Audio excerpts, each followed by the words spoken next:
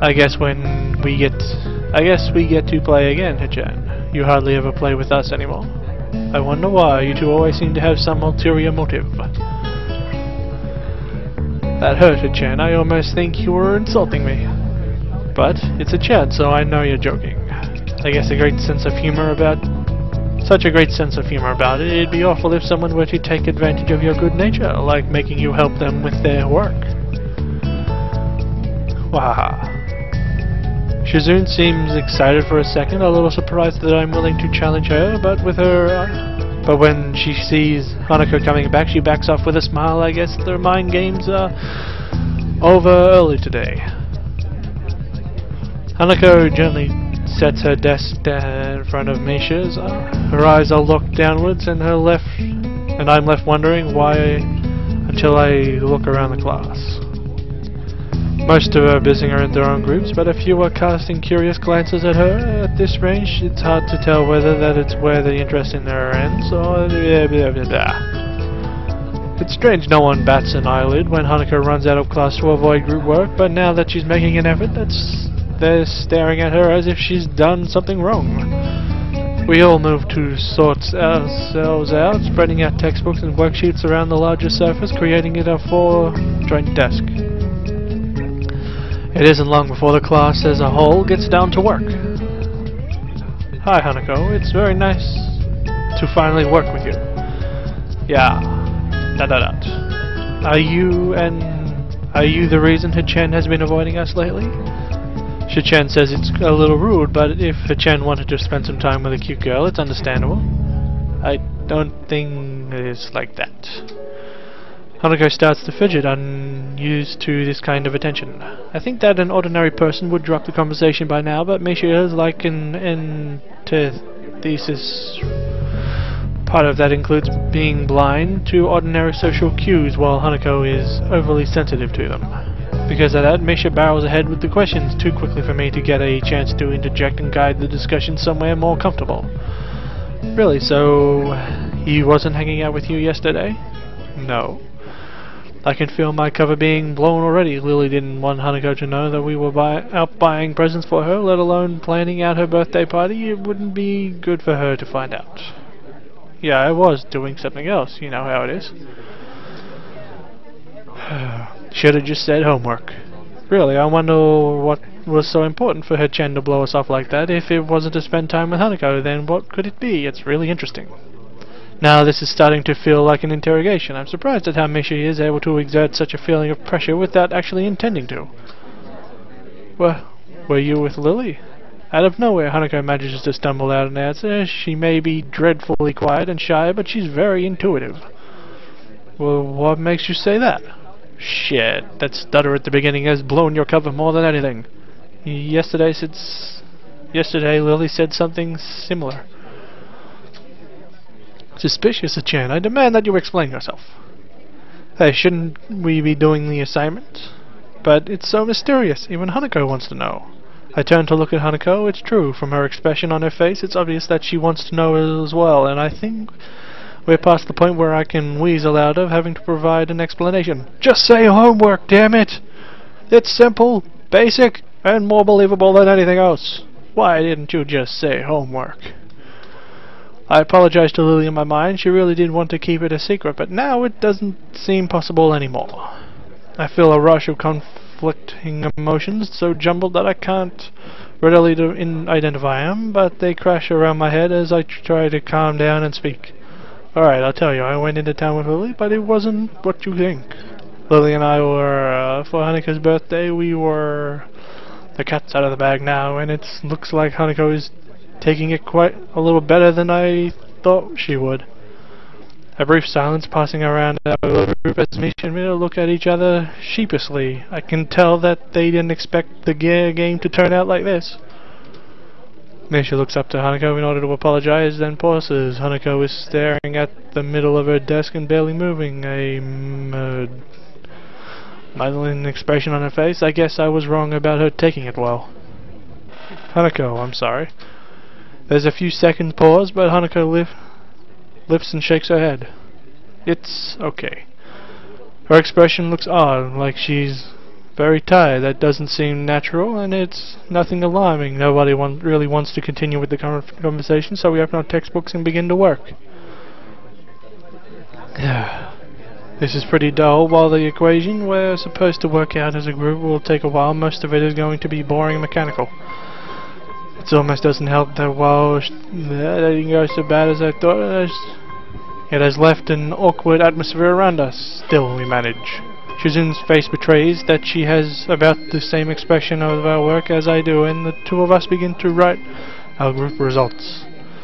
Misha, on the other hand, is scrambling up her lips and very visibly trying to make heads or tails of what we're doing.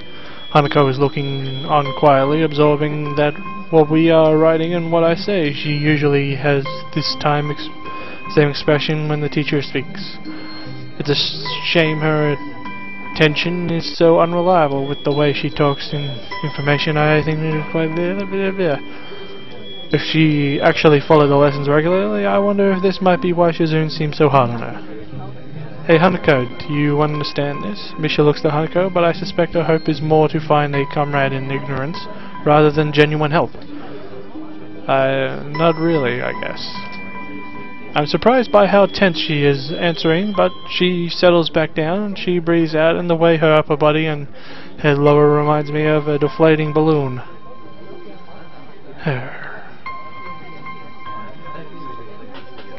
You okay? I could go over this if you want. Damn it.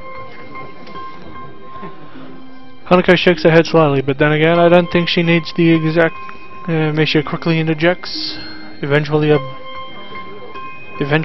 oblivious, and I end up slowly going through how we ended up at one other results, step by step. Times like this remind me that this kind of work may be not mechanical for everyone, but rather feels the way to me due to my grasp on the subject. It's a satisfying feeling. As Misha begins her ballad fist onto her open hand in realization, I discover another nice feeling. Her explanation got through to her, and she manages to work out the next equation by herself with a minimum of guidance. Throughout all of this, Hanako is unusually unresponsive.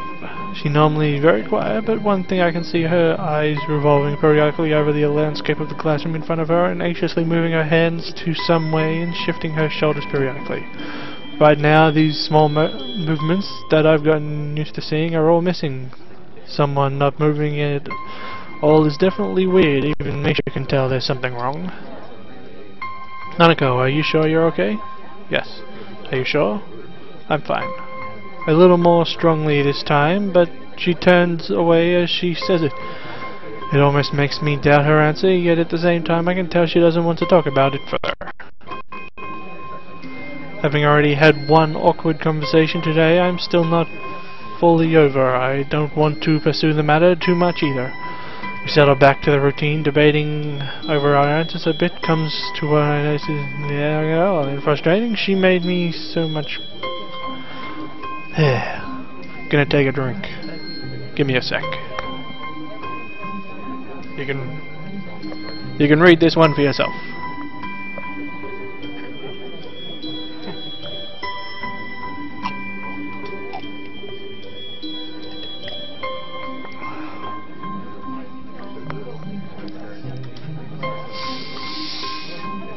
Hanako, you're being too quiet. You have to contribute too. Someday, crap. Okay, if you are this for too long. I can tell that they're trying to tease her to bring her out of her shell, but I don't think that kind of approach will work on Hanako. It will just make her feel worse. Guys, don't tease her like that. The Chen, it's all good and fun. Shichen says she teases everyone anyway. They do back off though, with Misha moving away from the issue by asking me one question again. On seeing how difficult the problem is she's working on, I don't know whether it's skillful dodge or mere coincidence. It takes way more of our time than necessary because Shizun keeps disagreeing with me while I'm trying to explain it with Misha. Misha is quick to believe her over me, so quick in fact that she forgets to translate what Misha is saying.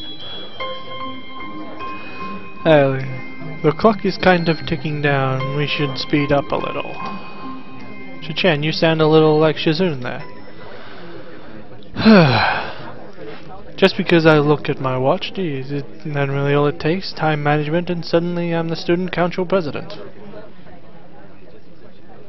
I look at Hanako's desk to see how she's doing and freeze. Our papers are covered in equations, but Hanako's only halfway there. It seems like she hasn't written anything in the past 20 minutes. When I realize that, I want to kick myself on how dumb I've been. I should have been that someone as fragile as Hanako wasn't just going to brush off what happened so easily, but I've been too eager to move on from the awkward situation to notice.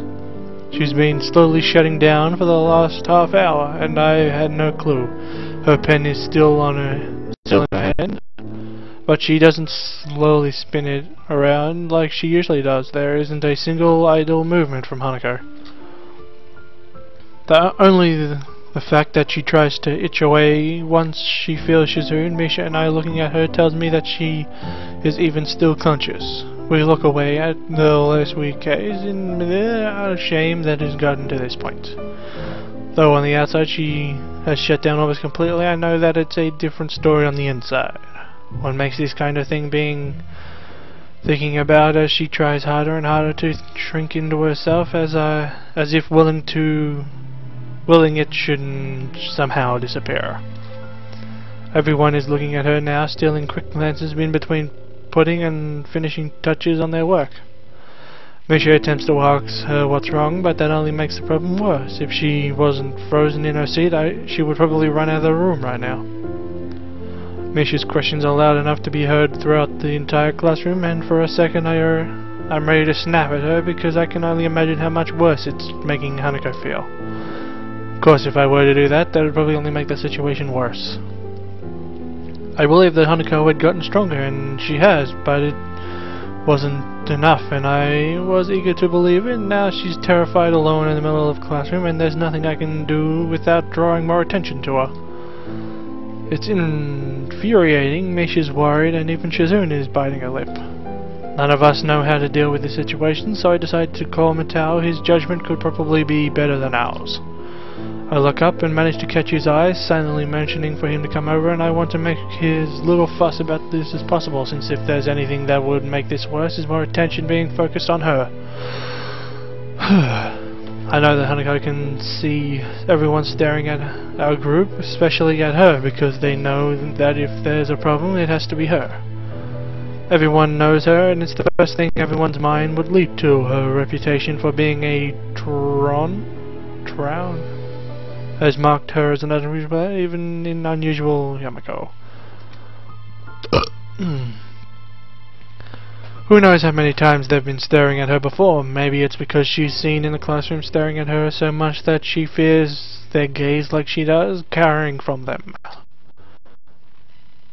The time it takes Matao to walk over must have been like an eternity to Hanako, and she looks as if she is trying to fall over. Matao quietly begins to ask us what's wrong before catching himself as he sees Hanako. Don't worry. Matao bends down after calming Misha and looks intently at Hanako's face. Hi, Ikazawa, can I help you at all? His voice is hushed and gentle. Everyone's acting so differently around Hanako now that the whole class has noticed something wrong with her. Hanako doesn't respond, so Matao gently rests a hand on her shoulder. She starts shaking at the touch and won't even look up. Hanako continues to stare into the equations at her desk, vision so unfocused that I doubt she even sees them. She is worse than before, and I remember that not even an hour ago she was able to talk to him almost normally. Matao grimaced at a bit as she stands again, and now that his expression has changed, I can see he wasn't exactly unaffected by what happened either. He takes a breath to settle himself before speaking in a very quiet voice. I'm a little impressed at how quickly he takes control of the situation. Is that it? Nothing wrong then? Matao seems to say that to no one in particular. However, his words sound convincing enough that most of the people who were looking over Hanako now turn away, getting back to their work. He gives a quick glance to his left and right. Several people at the desks around us are still staring curiously, but other than that, We seem to have escaped a trench in too much attack. Mitao notices me doing the same as him and smiling a little, in his usual stilted way. I think for Ikazawa's sake that it would be good to quickly take her somewhere away from others.